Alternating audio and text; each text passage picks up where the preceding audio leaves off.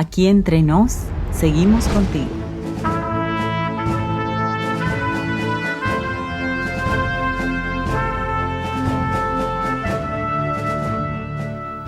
¿Qué tal, amigos? Bienvenidos a Aquí Entre Nos, un programa pensado en los maestros de escuela sabática. La lección para esta semana se centra en varios ejemplos bíblicos en los que el Señor condujo a diversas personas por escenarios generadores de dolor. El autor de la lección se está asegurando de que la Iglesia Mundial interprete correctamente cómo funciona el proceso de refinamiento o crisol cuando Dios lo dirige para nuestro beneficio. ¿Estás listo para aclarar ante tu clase este poderoso concepto? Pues entonces, comencemos.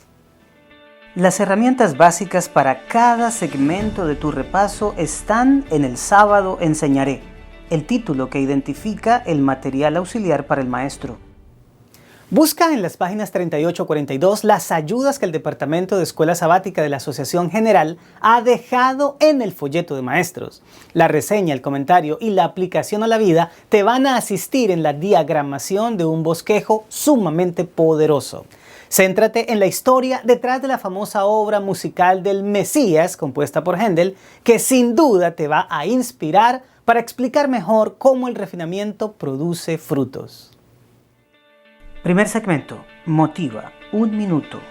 Acelera el corazón de tus alumnos motivándolos con una razón válida de por qué esta lección es importante para sus vidas. Permite que tu clase se predisponga para el aprendizaje, mostrándoles a todos tus alumnos lo que les aportará el repaso. Y para eso, nada es mejor que una pregunta que les ayude a vislumbrarlo. Yo empezaría diciéndoles lo siguiente. La Biblia nos muestra ejemplos en los que Dios prueba a sus amados. ¿Cuáles son los resultados que espera? Pues el repaso de hoy se encargará de reflexionar al respecto. Y sin decir nada más, avanza a la parte siguiente. Segundo segmento, explora, 15 minutos. Extrae de la mente de tus alumnos los 3 aspectos más edificadores del carácter que la lección contiene. Estos son los puntos que yo usaría para dar el repaso. Primero, una palabra, varios significados. Cuando alguien escucha o lee la expresión lima sin tener ningún contexto, puede imaginarse 3 cosas. Una herramienta que se usa para limar una fruta cítrica o la capital del Perú. Esto es lo que se conoce en gramática como palabras homógrafas, que son las que se escriben igual pero que tienen significados diferentes. La única manera de saber a qué se está refiriendo un término como ese es interpretándolo dentro del contexto en el que está. Pues bien, algo muy parecido sucede en el griego del Nuevo Testamento con un vocablo que tiene que ver con el tema del crisol y el sufrimiento. Se trata de la palabra peirazo, que podría referirse a la acción de poner a alguien a prueba o de tentarlo. Aunque ambos significados son similares, el primero tiene una connotación positiva porque le ayuda a un individuo a evaluarse. Pero el segundo definitivamente no, porque es una incitación seductora a la maldad. ¿Cómo saber cuándo se está haciendo referencia a un significado y no al otro? Sencillamente por el contexto, al igual que sucede con el término lima. Basados en esto es que los traductores bíblicos le dan a esa palabra su equivalencia en español. Por ejemplo, 1 de Pedro 4, 12 y 13, que la semana pasada fue nuestro versículo de memoria, pues nos dice: Amados, no os sorprendáis del fuego de prueba que os ha sobrevenido, como si alguna cosa extraña os aconteciese, sino gozaos por cuanto sois participantes de los padecimientos de Cristo, para que también en la revelación de su gloria os gocéis con gran alegría. Aquí se usa el sustantivo periasmos, que proviene de la misma raíz que el verbo peirazo, y el contexto clarifica que se trata de una prueba de origen divino en la que el creyente debiera gozarse. Por otra parte, invita a leer a tu clase Santiago 1:13 para percibir el otro significado de la palabra. Permíteme primero usar la traducción que hace la Biblia de Jerusalén. Allí se dice: ninguno, cuando sea probado, diga, es Dios quien me prueba, porque Dios ni es probado por el mal, ni prueba a nadie. Cuando uno lee esta versión se observan 2 cosas importantes, que se traduce peirazo como probar y que según esta versión Dios no prueba a nadie, lo que llevaría a la conclusión de que los crisoles no vienen de él. Sin embargo, aunque esta traducción de la Biblia es muy apegada a los idiomas originales, en este versículo se presentan dos cosas muy débiles gramaticalmente. La primera de ellas es que se ignora el otro significado de peirazo, y la segunda que se pasa por alto el contexto inmediato. Entendamos el primer escenario. Si bien es cierto que la palabra griega se puede entender como probar, ya dijimos que también significa tentar. Por eso la mayoría de las traducciones bíblicas prefieren usar esa expresión, como se puede verificar en la Reina Valera de 1960. En el segundo asunto, es claro que la expresión dice que Dios no puede ser probado o tentado por el mal, y que por lo tanto tampoco prueba a nadie para que haga lo malo, es decir, tampoco lo tienta. Basados en este análisis gramatical apegado al contexto, podríamos decir que la traducción que hace la versión Dios habla hoy se ciñe mejor al texto al expresar: cuando alguien se sienta tentado a hacer lo malo, no piense que es tentado por Dios, porque Dios ni siente la tentación de hacer lo malo, ni tienta a nadie para que lo haga. Habiendo aclarado el uso de este interesante término, estamos listos para pasar al siguiente punto. Dios probó a Israel. La lección da varios ejemplos en los que Dios conduce a escenarios de prueba que involucraron sufrimiento. El primero de ellos tiene que ver con el pueblo de Israel. Tan pronto salieron de Egipto, el Señor los llevó frente al Mar Rojo, donde el ejército del faraón los acorraló. Todo pareciera que estaban en un callejón sin salida. Sin embargo, Dios se glorificó en una situación que los debió haber fortalecido en su fe. Un segundo ejemplo lo proporciona el paso por el cálido desierto, donde la provisión de agua se les terminó y la columna de nube y fuego, símbolos de la dirección divina, los condujo a un sitio llamado Mara, un manantial de aguas amargas que los frustró grandemente. Tanto en el primer escenario como en este es bastante claro que es Dios mismo quien los lleva a esos lugares. Pero aquí se nos muestra la razón de manera explícita. Invita a tu clase a leer Éxodo 15:25 y pregunta: ¿qué buscaba Dios al llevarlos a Mara? El texto nos dice: y Moisés clamó a Jehová, y Jehová le mostró un árbol y lo echó en las aguas, y las aguas se endulzaron. Allí les dio estatutos y ordenanzas, y allí los probó. Cualquiera de nosotros estaría tentado a pensar que Dios estaba jugando cruelmente con Israel, puesto que sabiendo que tenían una sed terrible, los lleva precisamente a una fuente de aguas amargas. Sin embargo, lo que en realidad estaba sucediendo es que el Señor los estaba probando o refinando.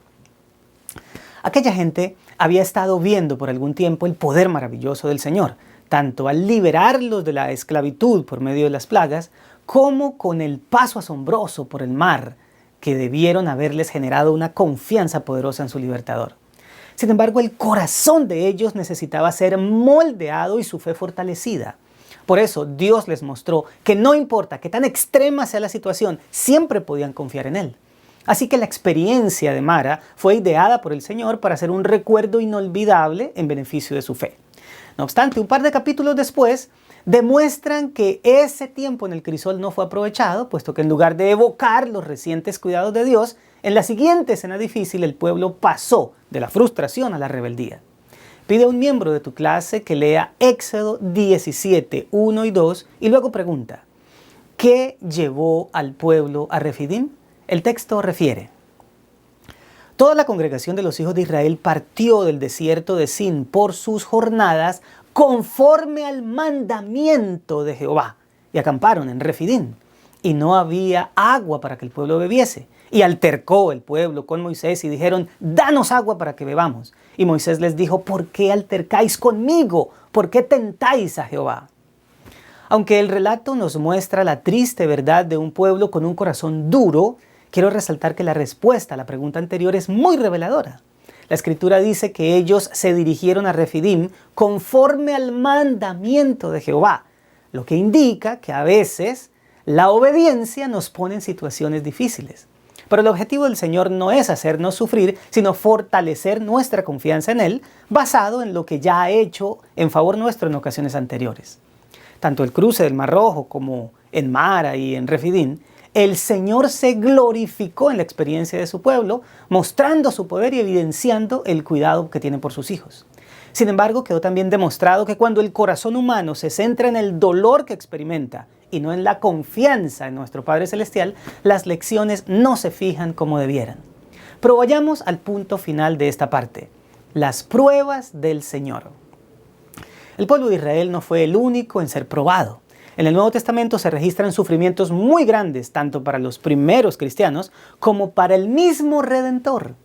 La lección, por ejemplo, hace referencia al desierto de la tentación, aunque sabemos que no fue esa la única vez en la que el Salvador experimentó la prueba. En este caso específico, la Biblia usa de nuevo la palabra peirazo, que como dijimos antes, puede significar tanto probar como tentar, de acuerdo con el contexto en el que esté. Jesús fue tentado, ya que Satanás quiso empujarlo a hacer lo incorrecto, pero con su triunfo el Maestro glorificó al Padre. No obstante, hay algo muy particular en la narración. Invita a tus alumnos a leer Lucas 4, 1 y 2 y pregunta: ¿por qué fue el Señor al desierto? El texto nos asombra al decir: Jesús, lleno del Espíritu Santo, volvió del Jordán y fue llevado por el Espíritu al desierto por 40 días y era tentado por el diablo.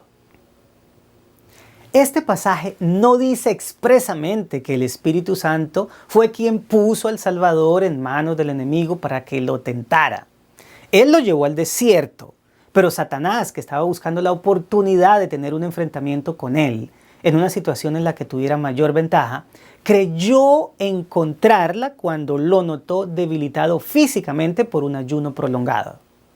Por otro lado, el texto paralelo de Mateo capítulo 4, versículo 1 es mucho más específico en cuanto a esto.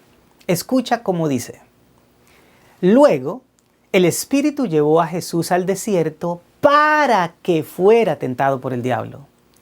Aunque en el idioma original la expresión "para qué" no aparece, todas las traducciones la agregan para darle este sentido que al parecer es el más lógico.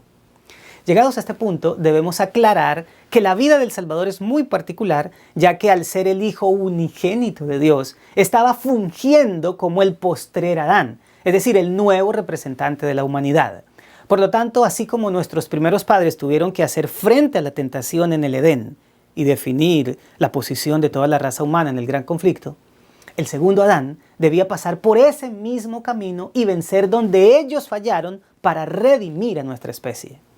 En ese sentido, sí podemos entender que el Espíritu lo condujera a enfrentar al enemigo, ya que en su caso era inevitable para poder salvar la humanidad. Sin embargo, la lección que a nosotros nos atañe es que si estamos siendo guiados por Dios, no es de extrañar que a cualquier momento aparezca el tentador para separarnos de Él.